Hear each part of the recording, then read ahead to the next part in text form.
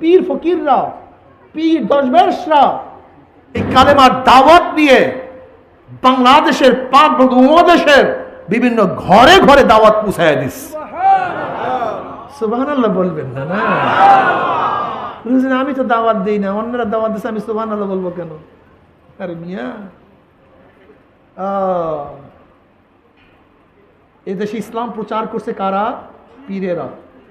ইসলাম প্রচার করছে কারা? জোরে বলেন কারা? পীরেরা ইসলাম প্রচার প্রথম করছে, অন্য কেউ না, অন্য কেউ না।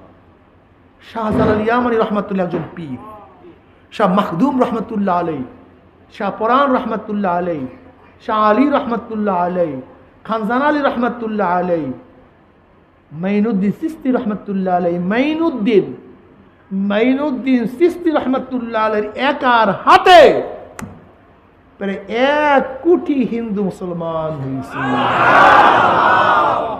কারা? পীর বুজুর্গরা। তারাই প্রথম ইসলামের দাওয়াত নিয়ে দেশে আসছেন।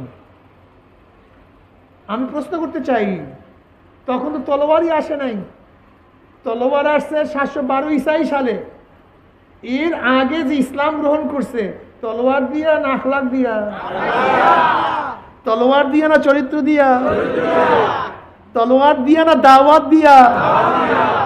মুসলমান তলোয়ার ব্যবহার করছে ইসলামকে রক্ষা করার জন্য, শুধু ইসলামকে প্রতিষ্ঠা করার জন্য নয়। যেই শত্রুরা ইসলামকে ধ্বংস করার জন্য আসছে, তাদের বিরুদ্ধে মুসলমান তলোয়ার ব্যবহার করছে। নয়তো কেন বুঝো না? বোঝার চেষ্টা করো না কেন? এই পাক ভারত উপমহাদেশে 750 বা 800 বছর পর্যন্ত মুসলমানদের শাসন ছিল। কত বছর? 750 বা 800 বছর পর্যন্ত মুসলমানদের শাসন ছিল। এত দীর্ঘ টাইম যে জাতির শাসন থাকে, সেই জাতি তো কোনো হিন্দু রাখার কথা ছিল না, কোনো খ্রিস্টান থাকার কথা ছিল না, কোনো বৌদ্ধ থাকার কথা ছিল না। কিন্তু এখনো ভারতের মধ্যে হিন্দু বেশি না মুসলমান বেশি? কথা বলেন না কেন?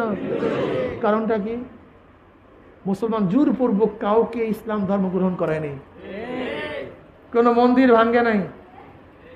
মুসলমানের আদর্শ দেখিয়া মানুষ মুসলমান হয়ে গেছে। এই মাইনুদ্দিন চিশতি রহমাতুল্লাহ আলাইহি যখন আজমিরি আসছে, মাইনুদ্দিন চিশতি রহমাতুল্লাহ যখন আজমিরি আসছে, রাজা দাহি ইসের পৃথিরাজ তার বিরোধিতা শুরু করছে। মাইনুদ্দিন চিশতি রহমাতুল্লাহ আলাইহি কোথায় আশ্রয় স্থান পান নাই, এক উটের আস্তাবলে গিয়ে আশ্রয় গ্রহণ করছেন।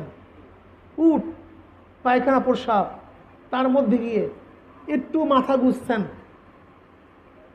কিন্তু রাখালরা সেখান থেকে বের করে দিস। রাখালরা সেখান থেকে বের করে দিস। মাইনুদ্দিন চিশতি রহমাতুল্লাহ চলে গেছেন, উটগুলিও সব মাটির সাথে জমে গেছে। ভোরবেলা এখন রাখাল উট উঠাইতে আসে, কিন্তু উট আর উঠতে পারে না। এখন রাখালরা চিন্তা করে ঘটনা কি? নিশ্চয়ই ওই ফকিররাই কাজ করছে, ওই দরবেশদেরই কাজ, তাদের সামনে বেয়াদবি হয়ে গেছে। এবার রাখাল খুঁজতে খুঁজতে গিয়ে মাইনুদ্দিন চিশতি রহমাতুল্লাহ আলাইহি সহ তার দলবল পাইলেন। বলে, ভাই কি হয়েছে জানি না, আপনারা চলে আসছেন, আমাদের উটগুলি তো মাটি থেকে উঠতে পারতেছে না। আপনারা কোনো তদবির বা মন্ত্রতন্ত্র জানেন কি না? কোনো মন্ত্র জানেন? মাইনুদ্দিন চিশতি রহমাতুল্লাহ বলেন, আমি খুব ভালো মন্ত্র জানি, আমি খুব ভালো মন্ত্র জানি, যেই মন্ত্র পড়লে উট উঠিয়া যাবে। বলে, শিখায় দেন, জলদি শিখায় দেন। বলে, যাও উটের কানে কানে গিয়ে বলো, লা ইলাহা ইল্লাল্লাহু মুহাম্মাদুর রাসূলুল্লাহ। যাও এই মন্ত্র গিয়ে উটের কানে কানে বলো। কি মন্ত্র বলেন তো সবাই? মুহাম্মাদুর রাসূল, এই মন্ত্র গিয়ে পড়ো। রাখাল গিয়ে উটের কানে কানে লা ইলাহা ইল্লাল্লাহু মুহাম্মাদুর রাসূলুল্লাহ, যেই উটের কানে পড়ে ধাম করে লাফ দিয়ে উঠিয়া যায়। যেই উটের কানে পড়ে ধাম করে লাফ দিয়ে উঠিয়া যায়। এরকম উটের কানে পড়তে পড়তে সব উটগুলি উঠছে। রাখালের জবানের কাছেই শুধু কলেমা থাকে নাই, রাখালের জবানের মধ্যেই শুধু কলেমা ছিল না। মাইনুদ্দিন চিশতি রহমাতুল্লাহ আলাইহি কলেমার তালকিন শুধু জবানের মধ্যে সীমাবদ্ধ ছিল না, জবান ভেদ করে কলমের মধ্যে কলেমা পুষিয়া গেছে।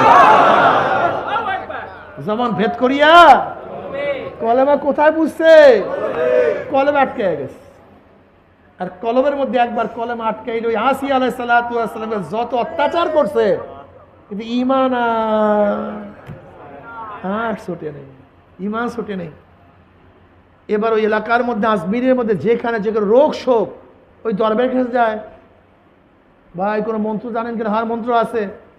কোন মন্ত্র বলেন? যাও এই মন্ত্র পড়িয়ে ফুক দাও, ফুক, যাকে ফুক দাও সে ভালো হয়ে যায়। কি বুঝলেন? কলেমার তাসির এত মারাত্মক, হাজার হাজার লক্ষ লক্ষ মানুষ ইসলাম গ্রহণ করছে। আমি বেঈমানদের কাছে প্রশ্ন করতে চাই, মাইনুদ্দিন চিশতি রহমাতুল্লাহ আলাইহি কোন তলোয়ারের ভিত্তিতে ইসলাম প্রচার করছে? আমাকে দেখাও না।